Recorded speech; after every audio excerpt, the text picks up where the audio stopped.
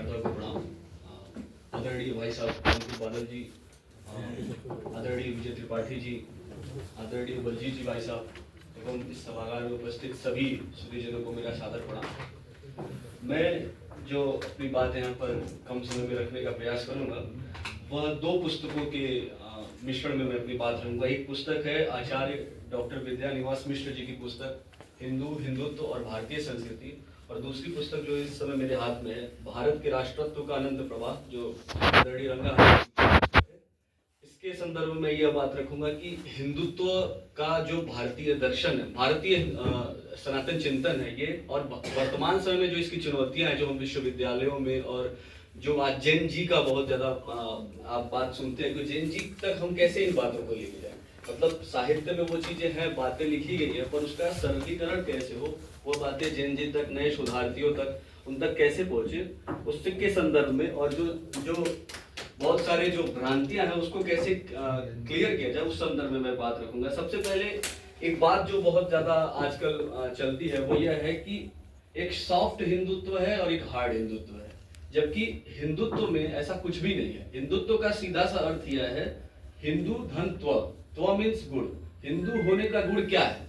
तो जब हिंदू और हिंदुत्व को जब बांटा जाता है, और हिंदुत्व को ये कहा जाता है कि एक राजनीतिक संकल्पना है या राजनीति में आगे जाने के लिए, वोट बैंक के लिए ऐसी संकल्पना है, तो ये कितना गलत है इसको समझाते हुए एक बात मैं यहाँ पर कहना चाहूंगा कि रामधारी सिंह दिनकर जी ने जो रश्मि रथी लिखी थी, उसमें जब भगवान कृष्ण को दुर्योधन बांधने जाता है तो भगवान कृष्ण कहते हैं रामधारी सिंह दिनकर जी के शब्दों में कि मृतकों से पटी हुई भू है, पहचान कहाँ इसमें तू है, अंबर का कुंतल जाल देख, पद के नीचे पाताल देख, मुट्ठी में तीनों काल देख, मेरा स्वरूप विकराल देख।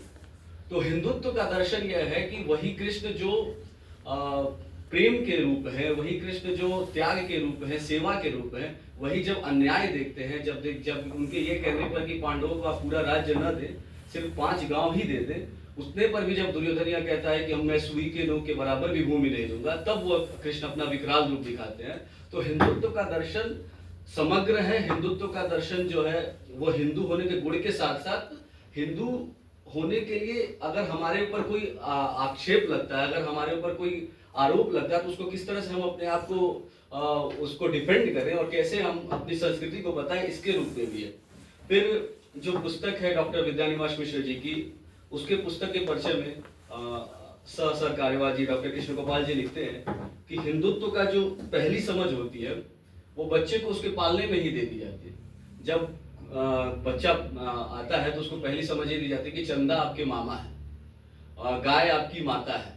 तो इसका कहने का अर्थ यह होता है कि उस बच्चे का संबंध उसी समय प्रकृति के साथ निश्चित कर दिया जाता है कि आपके और प्रकृति के संबंधों में, यानी जो जड़ है और जो चेतन स्वरूप है इस प्रकृति में, उसमें कोई खंड नहीं है, उसमें कोई विभेद नहीं है, यह अखंड है। और हिंदुत्व का दर्शन भी यही है कि हम एकात्म हैं, जिसको एकात्म मानव दर्शन के रूप में दीनदयाल जी ने भी बाद में अपनी पुस्तक में लिखा, और मेरा सौभाग्य है कि मैं उस विषय पर शोध कार्य भी कर रहा हूँ, जिसमें चित्त एंड विराट की बात उन्होंने कही है। जो आदर सिंह जी ने इसके पहले एक बात विवेकानंद जी के माध्यम से रखी कि प्रत्येक राष्ट्र का एक स्वभाव होता है, जिसको विवेकानंद जी स्वभाव कहते हैं, उसको दीनदयाल जी उसको चित्त कहते हैं कि भारत की आत्मा क्या है, सनातन की आत्मा क्या है, राष्ट्र की आत्मा क्या है, वह चित्त है।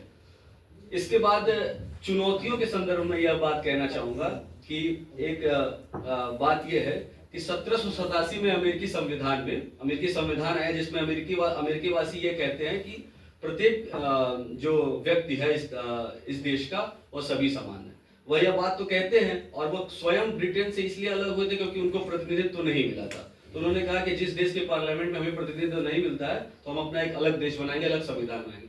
वही अमेरिका अपने उसी संविधान में यह कहता है कि जो निग्रो है, जो दास है, उनके लिए कोई वोट की प्रावधान नहीं है, और उनके जो मालिक हैं दासों के, उनको प्रत्येक दास पर 1/6 एक्स्ट्रा वोट मिलेगा। मतलब अगर 6 दास किसी के अंडर में है तो उसको 1 वोट एक्स्ट्रा मिलेगा। तो जो अमेरिका अपने आप को विश्व में कहता है कि हम मानवता के और हम यूनिवर्सल ह्यूमन राइट्स के सबसे बड़े प्रवर्तक है, वही अमेरिका अपने संविधान में यह प्रावधान करता है कि दासों के लिए कोई वोट नहीं है, और जो उनके मालिक हैं उनको ये बटा 6 ज़्यादा हो।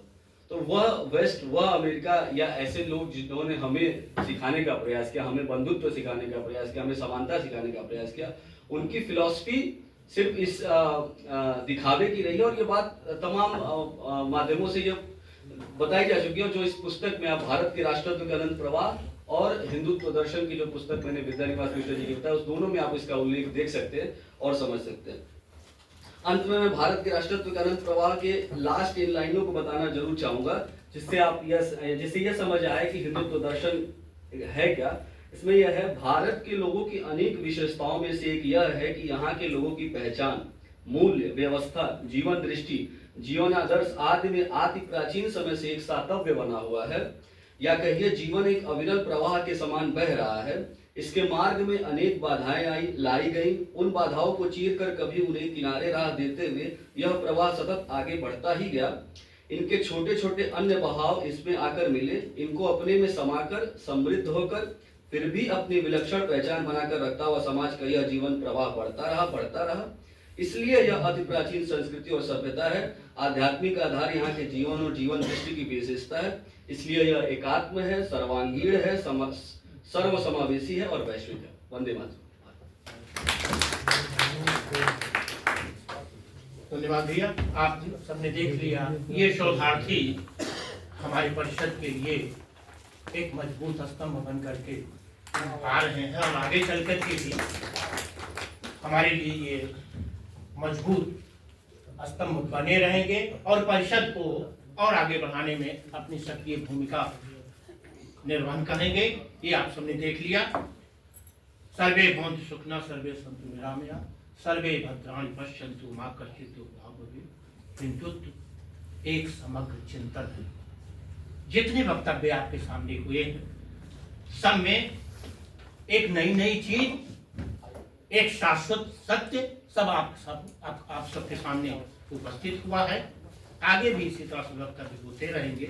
बहुत अमूल्य वक्तव्य हुए हैं, अमूल्य बातें लेकर के हम लोग अपने घर जाएंगे भी, आगे भी। इसके बाद मैं डॉक्टर बलजीत कुमार श्रीवास्तव जी को मंच पे बुला रहा हूँ। अगले संचालन में